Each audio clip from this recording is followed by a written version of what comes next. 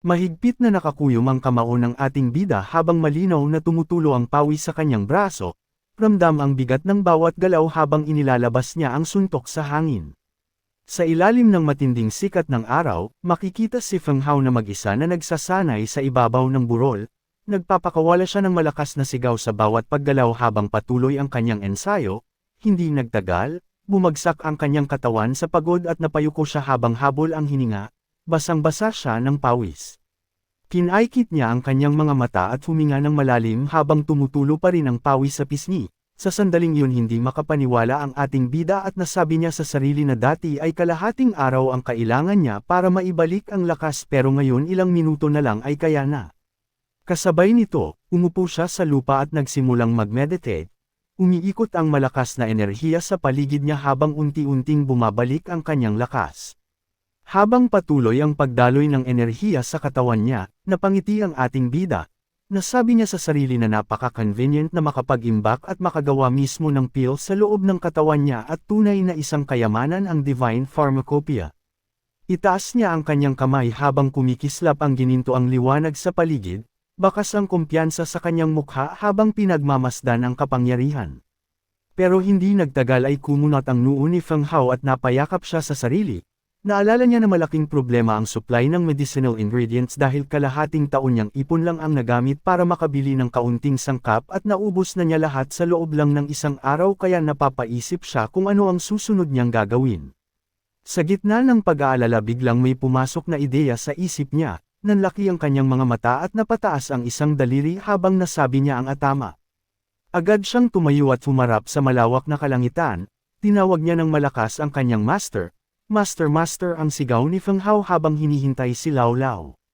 Hindi nagtagal, biglang lumitaw si Lao Lao na lumulutang sa ibabaw ng ulap sa harap ni Feng Hao, nakangiti at puno ng sigla, agad siyang nagtanong kung kamusta ang karanasan ng kanyang disipulo at kung nagamit na ba niya ang Divine Pharmacopoeia at kung ano ang naging epekto nito. Pagkakita sa kanyang master, lumiwanag agad ang mukha ng ating bida at napangiti siya ng malapad. Masiglang sinabi ni Feng Hao na incredible talaga ang kanyang master at sobrang amazing ng Divine Pharmacopoeia dahil isa itong tunay na peerless treasure, at idinagdag pa niya na ang paghanga niya para sa kanya ay walang katapusan na parang dagat. Napangiti naman si Lao Lao habang nakapikit ang isang mata na tila ng aasar, humph ang naging sagot niya at sinabi niyang halatang pambabola lang ang ginagawa ni Feng Hao at tinanong kung may kailangan ba ito sa kanya, sabay linaw na wala siyang kahit isang pill na maibibigay. Hindi naman natinag si Feng Hao at bigla siyang napangiti ng may naisip, itinaas pa niya ang isang daliri habang masigla ang galaw, ay ang bulalas niya at tinanong kung wala bang mga manyawal si Lao Lao na pangpakulo lang naman ng tsaa, at sinabi niyang balak niyang kunin ang mga lower level para ipalit sa mga medicinal ingredients. Kasabay nito, napahalukip-kap si Lao Lao habang nakatingin ng may halong inis at pang-aasar. Oho ang naging sagot niya at sinabing pati ba naman ang mga manyawal na iyon ay tinitingnan na rin, sabay tawag sa kanyang disipulo bilang isang brat. Matapos marinig ang pakiusap, napapikit si Lao Lao at tila sumuko na sa kulit ng kanyang disipulo. Bahala ka na ang sabi niya at pinayagan na lang si Feng Hao na kunin ang mga gusto niya. Kasabay nito, itinaas niya ang kanyang kamay at biglang inihagis pababa ang tatlong manyawal, isinigaw niya ang bawat isa bilang black grade low rank technique. Swirling Sand Palm, Earthquake Fist, at Cloud Step. Sa ibaba, nanlaki ang mga mata ni Feng Hao at napanganga siya sa gulat habang pinagpapawisan, kitang-kita ang pagkabigla sa kanyang mukha, bumagsak sa harap niya ang tatlong dilaw na scroll na may titulong Swirling Sand Palm, Earthquake Feast, at Cloud Step, at gamulong pa ito sa damuhan. Hindi nagtagal, napangisi siya ng kabado habang nakatingala sa langit. Nasabi ng ating bida na nai-imagine na niya kung gaano kalaking kaguluhan ang ay dudulot ng mga teknik na ito oras na makarating sa lungsod. Lumipas ang ilang sandali at makikita ang ating bida na nakasuot ng mahabang itim na balabal at may telang nakatali sa ulo habang nakatayo sa harap ng isang malaking gusali, nakasulat sa itaas ang auction house at napatingin siya rito habang iniisip na ito na dapat ang lugar. Inayos niya ang kanyang hood habang may ngiting may kumpiyansa sa kanyang mga mata. Naalala niyang minsan na siyang nakapunta rito kasama ang kanyang ama at alam niyang ito lang ang tanging lugar kung saan niya maibebenta ang mga high-grade item na tulad ng hawak niya.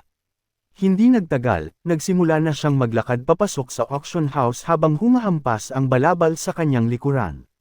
Pagpasok niya sa loob, agad siyang sinalubong ng isang babaeng kawani na nakangiti at magalang na iniabot ang kamay, magalang siyang nagtanong kung may maitutulong ba siya. Walang pag-aalinlangan na sumagot ang ating bida at sinabing gusto niyang magpabenta ng isang bagay sa auction, mabilis namang nagtanong ang babae kung ano ang nais niyang isalang. Dahan-daang lumingon si Feng Hao na ngayon ay nakasuot ng maskara na hugis tuko sa ilalim ng kanyang balabal, ito lang ang maikli niyang sagot habang inilalabas ang hawak. Inilapag niya sa mesa ang isang dilaw na manual na kumikinang sa ilalim ng ilaw, at makikita ang pamagat na palad ng umiikot na buhangin. Pagkakita rito, halos hindi makapaniwala ang babae at napatikip siya ng bibig sa sobrang gulat. Diyos ko ang nasabi niya at idiniin na isa itong teknik na nasa antas ng itim. Pagkarinig sa sigaw ng babae, agad na nagkagulo ang mga taong nakaupo sa loob ng bulwagan. Napatayo ang ilang lalaki na may gulat sa mukha at sabay-sabay na nagtanong kung ano ang sinabi niya, isa pa ang napabulalas at hindi makapaniwala na narinig niya ang isang teknik na nasa antas ng itim. Hindi nagtagal, may isang binata na nanlaki ang mga mata at sumigaw na lumitaw ang ganitong kayamanan kaya kailangan niyang madali ang ipaalam sa kanyang angkan, kasabay nito, nagsitakbuhan palabas ang iba pa habang nagmamadali. Samantala, napayuko ng malalim ang babaeng kawani sa harap ni Feng Hao at paulit-ulit na humihingi ng tawad, patawad po ang sunod-sunod niyang sabi habang nanginginig ang boses. Mahinahon namang sumagot ang ating bida at sinabing ayos lang. Pagkatapos, itinaas ng babae ang kanyang tingin na may halong kaba at pasasalamat, nagpasalamat siya sa pagpapatawad at magalang na nakiusap kung maaari siyang pumasok sa loob na silid upang pag-usapan ang mga detalye. Pagdating sa loob na silid, naupo ang ating bida sa isang malambot na upuan habang suot pa rin ang itim na balabal. Mula sa itaas ng hagdan, bumaba ang isang lalaking may pilak na buhok habang humahalaklak ng malakas. Magiliw siyang bumati at ipinakilala ang sarili bilang si Uyang Pang, maligayang pagdating ang bungad niya sa kagalang-galang na panauhin at humingi siya ng paumanhin dahil hindi siya agad nakalabas upang sumalubong. Sa isip-isip niya, alam niyang ang taong nasa harap niya ay may kakayahang magpabenta ng teknik na nasa antas ng itim, kaya naisip niyang kailangan niyang makipagmaayos sa isang taong may ganitong taas ng katayuan sa kahit anong paraan. Hindi nagtagal, magalang siyang nagtanong kung totoo bang nais ng Ginoo na ay auction ang teknik na nasa antas ng itim, kalmado namang sumagot si Feng Hao at sinabing tama. Agad na sumiguro si Uyang Pang habang nakangiti at iniabot ang kamay. Makakaasa po kayo ang sabi niya at tiniyak na ang bahay auction ng Yage ay sisiguraduhing maibebenta ito sa presyong kasiya siya. Dagdag pa niya, ipapakilala muna niya ang bagay sa loob ng 3 araw bago ito tuluyang isalang sa auction, at tinanong niya kung ano ang masasabi ng panauhin. Kalmadong tumango ang ating bida na nakamaskara, ayos lang iyon ang sagot niya, pero nilinaw niyang hindi pera ang kanyang habol.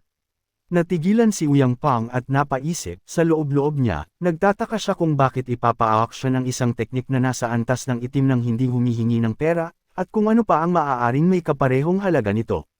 Kaya agad siyang nagtanong ng magalang, tinanong niya kung ano ang nais ng panauhin at nangakong gagawin nila ang lahat upang matugunan ang kahilingan nito. Walang pag-aalinlangan na sumagot ang ating bida habang nakatitig ng matalim sa ilalim ng maskara, mga sangkap na panggamot ang mariin niyang sinabi. Pagkarinig nito, biglang nanlamig si Uyang Pang at napuno ng pawis ang kanyang noo. Sa loob-loob niya, naisip niyang kayang-kaya nitong ipalit ang lahat ng sangkap na panggamot sa buong lungsod para sa isang teknik na nasa antas ng itim. Dahil dito, nagsimulang maghinala siya, baka isa siya sa mga maalamat na tagagawa ng gamot ang pumasok sa kanyang isipan habang hindi makapaniwala sa narinig. Hindi na nagdalawang isip si Uyang Pang at biglang lumuhod sa harap ng ating bida. Halos dumagundong ang tuhod niya sa sahig. Yumuko siya ng mababa at humingi ng tawad, kagalang-galang na tagagawa ng gamot ang tawag niya at pakiusap na patawarin ang hamak na tulad niya sa hindi pagkilala sa kakayahan nito. Mahinahong iniabot ni Feng Hao ang kanyang kamay, kaibigan ang sagot niya at sinabing masyado itong malupit sa sarili, dahil marami pa siyang bagay na hihingi ng tulong nito, tumayo ka na ang dagdag niya habang inaalalayan ito. Sa isip ng ating bida, naisip niyang tulad ng inaasahan sa isang negosyante ay matalas talaga ang pakiramdam nito, dahil dito, alam niyang kailangan niyang mag-ingat sa bawat salitang bibitawan mula ngayon. Agad namang tumayo si Uyang Pang at sumigaw ng malakas, inutusan niya ang mga tao na bilisan at dalhin sa kanya ang lahat ng talaan ng botika. Maya-maya pa ay inilapag sa mesa ang isang makapal na itim na talaan na kumikinang sa liwanag. Nakangiting inabot ito ni Uyang Pang, "Tingnan ninyo po," ang sabi niya at inanyayahang kunin ang kahit anong magagamit, "Tanggapin ninyo ito bilang paunang bayad para sa kasulatan," ang dagdag niya. Kalmadong tumango ang ating bida, "Sige," ang maikling sagot niya. Hindi nagtagal, inilabas niya ang dilaw na manual ng palad ng umiikot na buhangin, "Iiwan ko na ito sa iyo," ang sabi niya habang inaabot ang kasulatan. Pagkakita rito, natigilan si Uyang Pang at hindi makapaniwala. Sa isip niya, gulat siyang napatanong kung ibibigay nga ba ito sa kanya ng ganito lang kadali. Binuksan ng ating bida ang makapal na talaan at tahimik na sinimulang basahin ang bawat pahina. Habang binabasa, napansin niyang parehong ang kalidad at dami ng mga sangkap na panggamot na nakalista ay malayong hindi sapat. Sa loob-loob niya, naisip niyang napakataas lang talaga ng pamantayan ng banal na aklat ng gamot pagdating sa mga sangkap na panggamot. Isinarado niya ang aklat at hinarap si Uyang Pang, "Hindi sapat ang halagang ito," ang prangka niyang sinabi. Agad na yumuko si Uyang Pang na may pawis sa noo, inamin niyang limitado nga ang kanilang munting batika, pero pakiusap niyang magtiwala sa kakayahan ng bahay auction ng Yage, hiniling niyang isulat na lang ang mga sangkap na panggamot na kailangan at nangakong sisiguraduhin ng hamak na lingkod na ito na masisiyahan siya. Marahang tumango ang ating bida habang hawak pa rin ang talaan, "Pwede na rin yan," ang sagot niya. Pagkatapos, kumuha siya ng panulat at mabilis na isinulat sa loob ng aklat ang mga kailangan. Nang matapos, marahan niyang isinara ang talaan, "Ito muna sa ngayon," ang sabi niya, at idinagdag na hindi muna niya isasama ang mas bihirang mga sangkap. Kinuha ni Uyang Pang ang talaan at binuklat ito, ngunit agad na nanlaki ang kanyang mga mata sa nakita. Sa isip niya, hindi siya makapaniwala sa mahigit 500 uri ng sangkap na panggamot na nakalista. Akala niya noong una ay baka nasa antas ng itim na tagagawa ng gamot ang kaharap niya, pero sa dami ng hinihingi ay parang mas malapit ito sa antas ng lupa, iilan lang ang may ganoong antas sa buong kontinente. Mabilis na yumuko si Uyang Pang, "Sandali lang po, Ginoo," ang sabi niya at nangakong ihahanda niya agad ang mga sangkap para sa kanya. Habang nakatitig, bakas ang pawis at tibay sa kanyang mukha. Sa loob-loob niya, kahit malugi pa siya ay kailangan niyang makuha ang loob ng panauhin. Lumipas ang oras habang tahimik na nakaupo ang ating bida sa silid. Hinihintay ang pagbalik nito. Maririnig ang pagtunog ng orasan sa dingding habang unti-unting dumaraan ang mga minuto. Pagkaraan ng ilang sandali, bumalik si Uyang Pang na may pilit na ngiti. "Handa na po ang lahat, Ginoo," ang magalang niyang balita. Iniabot ni Uyang Pang ang isang kumikinang na asol na singsing, "Inilagay ko na po lahat sa loob ng singsing na pangkalawakan," ang sabi niya, at hiniling na tanggapin ito bilang pasalubong mula sa bahay auction ng Yage. Tinanggap ito ng ating bida at saglit na natigilan, sa isip niya, isang singsing na pangkalawakan ito na siguradong nagkakahalaga ng hindi bababa sa 10,000 pirasong ginto, kaya napagtanto niyang talagang napakarami ng ibinigay na sangkap. Gayunpaman, ayos lang ang naisip niya, dahil hindi niya naman mauubos lahat ito ng sabay-sabay. Maraming salamat ang pasasalamat niya, inamin niyang hindi siya pamilyar sa presyuhan ng mga sangkap na panggamot, kaya sinabi niyang ipaalam lang kung samobra ang nakuha niya at babayaran niya ito. Agad na umiling si Uyang Pang, "Hindi po," ang sagot niya at pakiusap na siguraduhin itong makadalo sa auction sa loob ng 3 araw. Tumalikod na ang ating bida habang papalayo. "Pupunta ako kung may oras ako," ang malamig niyang sagot bago tuluyang lumabas. Pagsapit ng gabi, nasa labas si Feng Hao sa ilalim ng madilim na langit na puno ng bituin. Mabilis niyang iniangat ang kanyang braso at patuloy sa pagsasanay, pawis na tumutulo sa kanyang noo habang humihinga ng malalim. Sa isip niya, ngayon na ginagamit niya ang mga sangkap na panggamot para maibalik ang kanyang lakas ay hindi na niya kailangang magpahinga, nararamdaman niyang mabilis na lumalakas ang kanyang kakayahan. Nitong mga nakaraang araw, madalas niyang nakikita ang imahe ng isang tigre sa kanyang isipan. Ngayon, buo ang loob niyang ilalabas niya ito kahit anong mangyari. Ipinikit niya ang kanyang mga mata at isang malamig na enerhiya ang biglang bumalot sa kanyang katawan, kumikislap sa dilim habang nakatayo siya sa ibabaw ng bato. Dahan-daang ikinuyom ni Feng Hao ang kanyang kamay habang ang malamig na liwanag ay umiikot sa kanyang palad. Mula sa liwanag, unti-unting nabuo ang isang anyo, una ay ang buntot na may guhit ng tigre, kumikislap at nanginginig sa lakas. Sumunod ang katawan nito, mahaba at nababalutan ng puting enerhiya na tila buhay, umiikot at lumalakas habang hinahabi ang sarili mula sa wala. Hanggang sa tuluyang lumitaw ang isang dambuhalang puting tigre, ibinuko nito ang malapad na bibig, ipinakita ang matatalim na pangil, at isang nakabibinging dagandong ang yumanig sa kalangitan.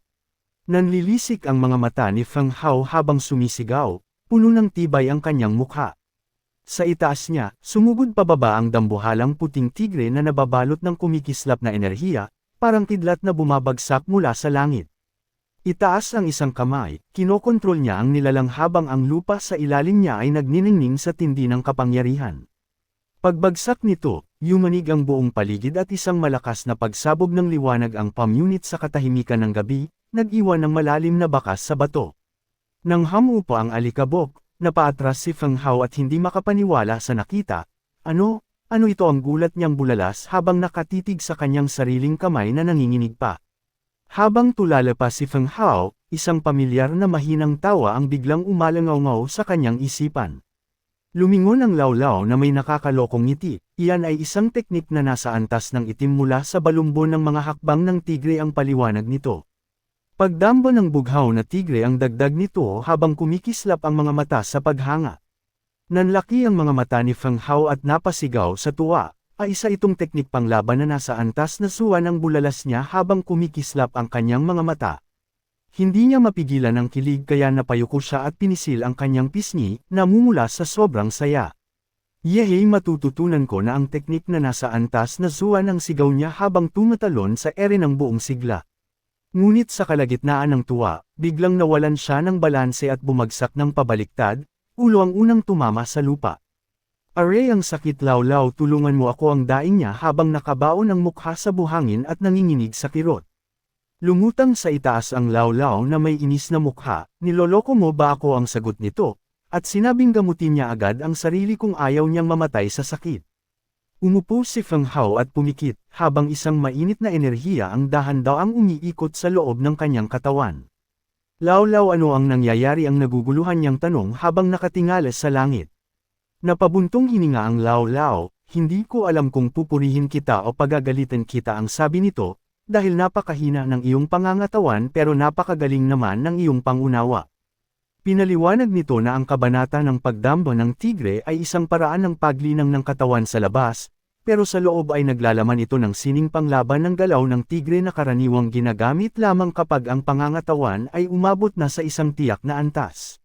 Natural lang na makakagalaw ka, pero hindi kakayanin ng katawan mo kung padalos-dalos kang kikilos habang hindi pa ito nahahasa, ang dagdag pa nito. Kaya pala ang sagot ni Feng Hao habang marahang tumatango, tila may naunawaan. Ito ang problema sa pagiging henyo, hay ang pabirong buntong hininga niya habang nakangiti ng mapait. Nagningning ang mga mata ni Feng Hao habang nakangiti at nakakuyom ang kamao. Sige, simulan na natin, ang sabi niya, dahil nakakolekta lang siya ng ilang halamang gamot at sapat na ito para tumagal siya ng ilang panahon. Pagsapit ng gabi, makikita siyang nagsasanay mag-isa sa tuktok ng burol. Mabilis at puno ng lakas ang bawat galaw habang pinagmamasdan siya mula sa malayo. Tahimik na pinagmamasdan siya ng lawlaw, baka talagang matulungan ako ng batang ito, ang naisip nito habang dahan-daang napapangiti. Makalipas ang 2 araw, nagbago ang ihip ng hangin sa lungsod. Sa loob ng bakuran ng pamilya Feng, nag-uusap ang ilang miyembro. Narinig niyo ba may lumitaw na namang teknik na nasa antas na suwan sa lungsod, ang bulalas ng isa? Lahat ng malalaking pamilya ay abalang-abala nitong mga nakaraang araw. Ang dagdag ng isa pa, naghahanda ng lahat ng uri ng pondo at sabi-sabi ay marami ring tao mula sa ibang lugar ang dumating. May pag-asa pa kaya ang ating pamilya Feng, ang malungkot na tanong ng huli habang nakatingin sa malayo, puno ng pag-aalala ang mukha. Nakatayo sa gitna ng bakuran si Feng Lei na may mayabang na ngiti habang nakakuyom ang kamao. Sinabi ng aking ama na ang teknik na ito ay malaking pakinabang para sa pamilya Feng, ang pagmamalaki niya, at nangako na kapag natutunan niya ito ay ituturo niya sa mga kasama. Pagkatapos ay biglang naalala niya si Feng Hao, nga pala nasaan na yung basurang iyon, ang tanong niya, at sinabing matagal na niya itong hindi nakikita. Sumabat ang isa pa niyang kasama habang tumatawa, ano pang saysay na banggitin siya, ang sabi nito, baka nahihiya na siyang magpakita kaya nagtatago na lang. Sa sandaling yun dumating si Feng Hao na humihikab at kinukusot ang mata, Kung may oras kayo para sa chismis, bakit hindi na lang kayo magsanay pa, ang malamig niyang sagot. Agad na nagalit ang dalawa. Feng Hao, anong ginagawa mo, ang sigaw ng isa, at inakusahan siyang akala pa rin daw nito na anak siya ng pinuno. Tama, ayos na ang paligsahan, basta nandyan si Feng Lei, ang dagdag ng isa pa, at sinabing hindi na niya kailangang pumunta. Ngumisi si Feng Lei at kunwaring sumita. Hoy, paano ninyo masasabi iyan kay Feng Hao, ang sabi niya, at nagkunwaring ipinagtatanggol ito dahil magkakamag-anak naman daw silang lahat. Iniabot ni Feng Lei ang kanyang kamay na may mapanuyang ngiti. Feng Hao, kung manalo ang pamilya Feng sa teknik na nasa antas na suwan sa auction ngayong araw, ang sabi niya, ituturo ko rin ito sa iyo. Nanatiling tahimik si Feng Hao pero mabilis na gumana ang isip niya. Sinabi ba niyang auction ngayon, ang tanong niya sa sarili? Pumunta rin ba ang pamilya Feng doon at kailangan niyang tingnan ito? Bigla siyang humarap at nagdahilan. Huwag na, sumasakit ang tiyan ko, ang sabi niya, at kailangan niyang umalis muna. Pagkasabi noon ay mabilis siyang tumalikod at tumakbo palayo, iniwan ang dalawang nagtataka sa likuran. Naiinis na napatingin ang kasama ni Feng Lei, itong si Feng Hao, hindi niya alam kung ano ang makakabuti sa kanya ang reklamo nito. Napaismid si Feng Lei habang nakakuyom ang kamao, nasa ika-4 na antas lang naman siya ang bulong niya, at sinabing hindi niya hahayaang magpatuloy si Feng Hao. Sa ilalim ng maliwanag na langit, nakatayo ang marangyang gusali ng auction, tahimik ngunit puno ng tensyon sa loob.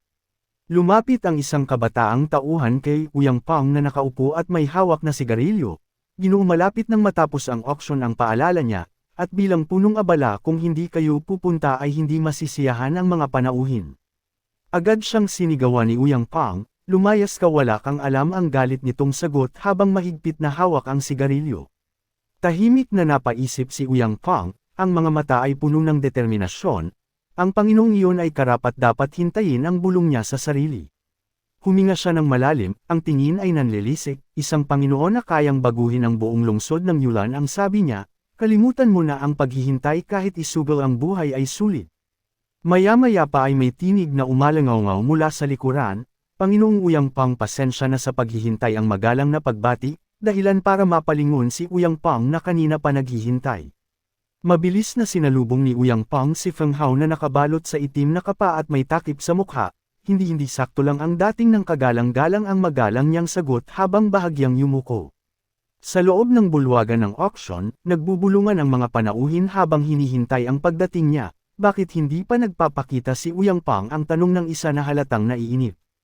Sabi nila may hinihintay siyang tao sa labas, ang sagot ng isa pa, pilit na hinuhulaan kung sino ang napakahalagang bisita. Oo, nakita ko mismo ang sabat ng isa pang lalaki, siya yung taong nagpa-auction ng lihim na kasulatan na nasa antas na suwan, at walang iba kundi si Feng Hao na nagtatago sa likod ng balabal. Biglang natahimik ang lahat nang may sumigaw mula sa unahan. Nandito na sila, ang sigaw niya habang itinuturo ang paparating na sina Ouyang Pang at si Feng Hao. Magkasabay na pumasok sa bulwagan sina Ouyang Pang at si Feng Hao na nakabalot sa itim na kapa, at agad na napuno ng bulungan ang paligid. Ang astig ng mga matatanda ang bulong ng ilang kabataan sa gilid, ang gagaling nila sa labas habang nakatingin sa dalawa. Tiyak na isa siyang walang katulad na henyo, ang sabi ng isa pa, at balak niya tayong dalhin sa lungsod ng Yulan. Siguradong gwapo rin siya, ang dagdag ng isa, matangkad at malamig ang dating habang nakatitig kay Feng Hao. Sa likod ng maskara, kabaligtaran ang nararamdaman ni Feng Hao, grabe ang daming nakatingin sa akin, ang nahihiya niyang isip, habang namumula at tinatakpan ang mukha sa hiya. Tumayo sa gitna si Ouyang Pang, hawak ang mikropono at humarap sa mga panauhin. Mga Ginoo, pasensya na sa paghihintay, ang sabi niya, at idinagdag na ang huling item ay siya mismo ang magpapa-auction. Marahang hinailan niya ang pulang tela na nakatikip sa kahon, at isang matinding liwanag ang agad na kumalat sa buong bulwagan. Bumungad ang isang kumikinang nakasulatan sa loob ng kahon, ang sining panlaban na nasa antas na suwan, ang sigaw ng lahat, ang nakakasilaw na palad ng buhangin. Hindi ko na masyadong ay detalye ang malamig na dagdag ni Ouyang Pang habang nakangisi, hinahayaan ang tensyon na tumaas bago magsimula ang labanan sa presyo. Seryosong tumingin si Ouyang Pang sa mga panauhin bago magsalita, sigurado akong lahat kayo ay eksperto sa sining panlaban at mas alam ninyo ito kaysa sa akin, ang sabi niya, kaya magsisimula tayo sa 50,000 gintong barya, hindi bababa sa 1,000 bawat dagdag, at simulan na natin. Hindi pa man natatapos ang kanyang salita ay may matandang lalaki na agad na nagtaas ng kamay, 100,000 ang tayak o ang malakas niyang sigaw. Sa wakas isang bihirang pagkakataon ang bulong niya sa sarili, puno ng determinasyon ang mukha habang hawak ang martilyo ng auction. Dinobol agad ang bulungan ng mga tao, determinado ang pamilya Wan na makuha ito ang sabi ng isa habang gulat na nakatingin. Ano pang silbi ng 1,000 ang dagdag ng isa pa, syempre magandang paraan ito para durugan ang loob ng kalaban. Isang kamay ang tumaas mula sa gitna ng bulwagan, 150,000 ang malinaw na sigaw. Kahit ayaw kong makasagasa sa pamilya Wan ang bulong ng lalaking may berdeng buhok, pero ang teknik na nasa antas na suwan ay masyadong nakakaakit para sanayin. Hindi nagpatinag ang pamilya Wan at agad na sumagot. 180,000 ang dagdag na taya. Mauubos ang budget natin sa susunod na ilang taon ang seryosong isip ng pinuno ng pamilya Fang habang itinataas ang paleta, pero maaari nitong baguhin ang kapalaran ng angkan. Sinusubukan ba ng pamilya Fang na bumangon sa 4 na pamilya sa pamamagitan ng pagtawag ng ganyang halaga ang bulong ng isang manunood? Hindi naman ganoon kay ama ng pamilya Fang ang sagot ng isa pa, habang nagtataka ang lahat sa tapang ng kanilang pagtaas. Ama ang tawag ng isang binata mula sa hanay ng pamilya Wan, halatang nag-aalala habang nakatingin sa kanyang ama. Oras na para kumilos ang malamig na bulong ng pinuno ng pamilya Wan na si Wan Shou, habang nag-aapoy ang kanyang mga mata. Itinataas niya ang paleta at nagsimulang magsalita, 200 ang una niyang sambit. Bago diretsyong binago, 300,000 ang sigaw niya na. Yumanig sa buong bulwagan. Wan Shou baliw na ito ang naiisip ng kalaban habang napapikit sa inis. Paano lalaban ang pamilya mo sa 2 pamilya ang mayabang na isip ni Wan Shou? Binigyan na ako ng sapat na pondo ng pamilya yun, ang lungsod ng Yulan ay mapupunta sa pamilya ko balang araw. 300,000 una ang sigaw ni Uyang Pang, at sinundan agad ng 300,000 pangalawa. Nabili na ang malakas niyang deklara habang ibinababo ang martilyo, opisyal na napunta ang teknik sa pamilya Wan. Naku magbabago na talaga ang lungsod ng Yulan ang bulong ng isang binata habang nakatingin sa entablado. Sumali na rin tayo sa pamilya Wan ang sabi ng kasama niya, at sabay silang tumayo, tera na ang dagdag niya. Pamilya Fang maghintay kayo ang sigaw ng pinuno ng pamilya Fang mula sa likuran, pinipigilan ang kanyang mga tauhan na umalis. Tumigil kayo ang mariin niyang utos, habang sa di kalayuan ay tahimik na nakamasid si Feng Hao na nakabalot pa rin sa itim. Marahang lumapit ang 3 miyembro ng pamilya Feng kay Feng Hao na nakatayo mag-isa sa gilid, habang ang bulwagan ay unti-unting tumatahimik. Balak ba ng mahiwagang taong ito na makipagkaibigan sa aming pamilya Feng ang tanong sa isip ng matandang may makapal na bigot na kasama nila. Kailangan ako mismo ang kumilos ang desisyon niya habang seryosong nakatingin. Aking Panginoon kayo ang nauutol niyang bati, ngunit hindi niya natuloy ng magsalita si Feng Hao. Ikaw marahil si Feng Chen ang malamig na sabi ng nakaitim habang nakaharap sa ama ng ating bida. Oo ako nga ang kinakabahang sagot ni Feng Chen, hindi niya alam na ang kausap niya ay ang sarili niyang anak. Mabuti magkano ang ginto na hawak mo ngayon ang sunod na tanong ni Feng Hao. 200,000 gintong barya ang mahinang sagot ni Feng Chen habang nakayuko sa harap ng misteryosong figure. Sakto lang nakulang ako ng 200,000 ginto ang sabi ni Feng Hao habang nakatitig kay Feng Chen, kaya gumawa tayo ng kasunduan. Inilabas niya mula sa kanyang balabal ang 2 kumikinang nakasulatan, ang isa ay ang Earthquake Fist, at ang isa naman ay ang Cloud Moving Block. Baliw ang mahiwagang taong ito ang bulong ng mga nanunood mula sa ibaba, 200,000 gintong barya kapalit ng 2 advanced na lihim na kasulatan. Halatang may koneksyon ito sa pamilya Feng ang dagdag ng isa pa, habang pinagmamasdan ang pag-uusap. Sa kabilang panig, nang gigigil sa galit ang pinuno ng pamilya Wan, sinusubukan akong hiyain ng mahiwagang taong iyon ang galit niyang isip habang mahigpit na nakakuyom ang kamao. Nanlaki ang mga mata ni Feng Chen sa gulat, at hindi agad nakapagsalita habang pinagpapawisan. Ano masyado bang mataas ang presyo ang tanong ni Feng Hao na may bahagyang pagtataka sa boses. Hindi ang mabilis na sagot ni Feng Chen habang nakayuko at pinagsalikop ang mga kamay, medyo natutuwa lang ako. Kung gayon ayos na ang usapan ang simpleng sagot ni Feng Hao. Maraming salamat po aking Panginoon ang taos pusong pasasalamat ni Feng Chen, hindi pa rin alam na anak niya ang kaharap. Sa kabilang dako, seryoso ang mukha ng isang kalbo na lalaki habang lumalapit kay Brother Yang, kapatid na Yang nasa napakasamang sitwasyon tayo ang bulong niya. Walang hindi namin kayang gawin dito sa lungsod ng Yulon ang malamig na sagot ni Brother Yang, habang matalim ang tingin. Sinusubukan nila tayong sipain palabas ang dagdag niya na puno ng galit, hinding-hindi mangyayari iyon.